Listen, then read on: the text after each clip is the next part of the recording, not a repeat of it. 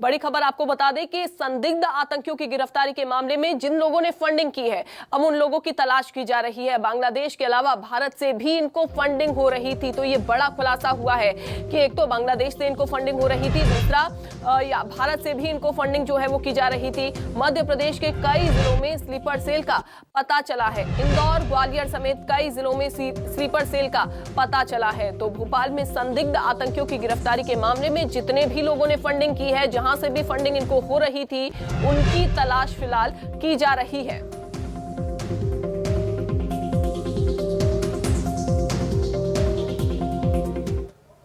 और अमृतांशी जुड़ गई हैं ज्यादा जानकारी के साथ। राकेश हमारे साथ लगातार बने हुए हैं। अमृतांशी, सबसे पहले आपके पास ही मैं आना चाहूंगी। जिन लोगों की जिनसे इनको फंडिंग हो रही थी आतंकियों की, क्या अब तक खुलासा हो पाया है और कहां-कहां पर तलाश चल रही है?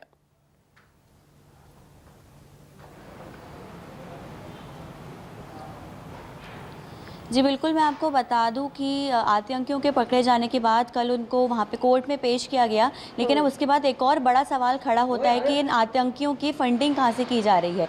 तो आतंकियों की फंडिंग में आपको बता दूं, लगातार उन आरोपियों की भी तलाश जारी है कि फंडिंग की जा रही है। और मामले में सबसे बड़ा खुलासा ये हुआ है कि फंडिंग जो की जा रही थी वो बांग्लादेश, जहाँ की ये जमात है, बांग्लादेश के साथ साथ इंडिया से भी की जा रही थी।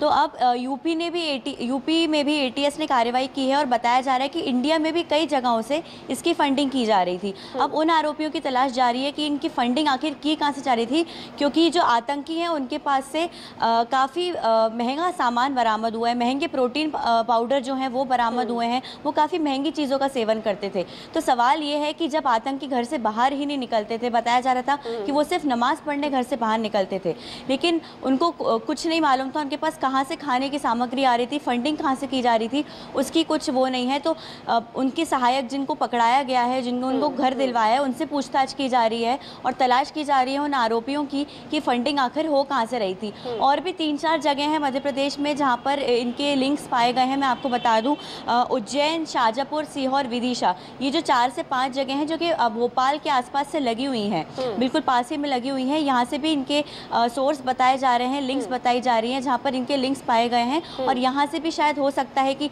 यहाँ पर भी कुछ ऐसे लोग मौजूद हैं जिनका बांग्लादेश में कनेक्शन है और इंडिया के कई कोने कोने में कनेक्शन है जहां से ये फंडिंग की जा रही थी।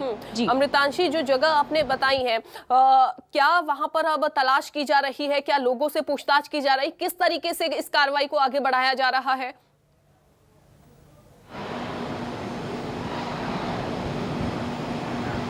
जी बिल्कुल, कल कोर्ट में पेश होने के बाद ही आतंकियों के मामले में आगे कार्रवाई बढ़ाई जा रही है। और शाजापुर, उज्जैन, विदिशा और सीहोर, ये जो 4 जगह हैं, बताया जा रहा है कि यहाँ पर भी इन आतंकियों ने अपने लिंक के थ्रू स्लीपर सेल से कनेक्ट किया था। स्लीपर सेल्स इन लोगों ने वहाँ पर बनाए थे और वहाँ जाके भी जो इनके लिंक्स हैं, जो पहचान है इनकी, उन आरोपियों से पूछताछ करने के बाद इन जगहों पर जाकर ये जो 4 जगह हैं, जो मेन 4 जगह बताई गई हैं, जी वहाँ पर जाके उनकी मतलब बातचीत की जा रही है और पूछताछ की जा रही है वहाँ पे आसपास लोगों से, क्योंकि ऐसी कई जगह हैं जो खाली पड़ी हुई हैं और जहाँ पर ये लोगों ने बिना आधार कार्ड दिए, जैसे कि भोपाल में भी इन्होंने बिना आधार कार्ड के घर झूठ बोलकर घर किराए पर लिए थे, पढ़ाई का कहकर घर पर किराए पर लिए। तो वहाँ जाके भी पूछताछ की जा रही है और लिंक्स को कनेक्ट करते हुए ही ये लोग आगे बढ़ रहे हैं। और भारत के साथ ही मध्य प्रदेश के कई शहरों में, कई जिलों में भी इनकी पूछताछ की जा रही है। बिल्कुल अमृतांशी, आप बने रहिए। राकेश हमारे साथ लगातार बने हुए हैं।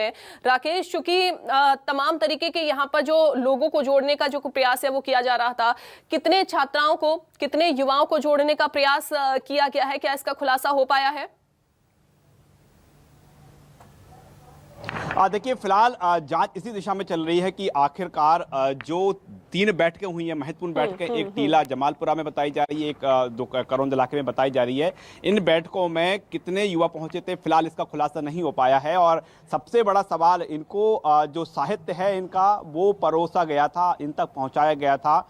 इसके साथ ही एक और बड़ी जानकारी ये है कि फंडिंग हो रही है, फंडिंग की जा रही थी, तो क्या फंडिंग उन युवाओं को की जा चुकी है? एक बड़ा सवाल ये भी है। और पूरे जिस तरह तरह से इस कार्रवाई के बाद मध्य प्रदेश के गृह विभाग ने संपूर्ण मध्य प्रदेश में अलर्ट जारी किया है। तो अलर्ट के मायने भी हम निकालें तो कहीं ना कहीं एक इन बैठकों के जरिए एक मॉड्यूल तैयार करने की जो योजना थी, क्या युवा है इनसे प्रभावित हो चुके हैं, एक सवाल ये भी बना हुआ है। तो ऐसे कई बिंदु हैं जिनकी अभी कड़ियां जुड़ना बाकी है, जिन पर अभी जो तमाम जानकारी है साझा होना होना जो है अभी समय लग सकता है। लेकिन हाँ, एक बात जरूर है कि मध्य प्रदेश में जिस तरह से संगठन ने अपने छात्र संगठन को सक्रिय किया है, तो उसको लेकर जो है तमाम जो स्थितियां सामने आई हैं। और ये बात यह है, यदि इस मॉड्यूल का खुलासा नहीं होता तो जल्द ही मध्य प्रदेश में इसे कह सकते हैं संगठन अपनी नर्सरी मध्य प्रदेश में बनाना चाह रहा था। और जानकारी की हम बात करें तो ये भी इस बात पर भी जांच की जा रही है कि सिमी संगठन चूंकि मध्य प्रदेश के राजधानी भोपाल स्थित सेंट्रल जेल में मौजूद हैं, कहीं ऐसा तो नहीं कि उसके संपर्क में भी ये संगठन भी था। इस बात की भी कड़ियां अभी जुड़ना बाकी है। जांच जो है अभी लंबे समय तक चलेगी, जो कई खुलासे इस बीच होते रहेंगे। लेकिन मध्य प्रदेश में युवा टारगेट इस संगठन के थे। युवाओं की बैठकें हो रही थी, इस बात की जानकारी नहीं लग पाई थी, बाकायदा बैठकें हो रही थी। अब क्या उनको फंडिंग भी हो चुकी है, नहीं हो चुकी है, ये तमाम स्थितियां हैं, उनका खुलासा जल्द होगा। ठीक है राकेश, बहुत शुक्रिया आपका जानकारी देने के लिए। अमृतांशी लगातार बने हुए हैं। अमृतांशी, आप बने रहिए।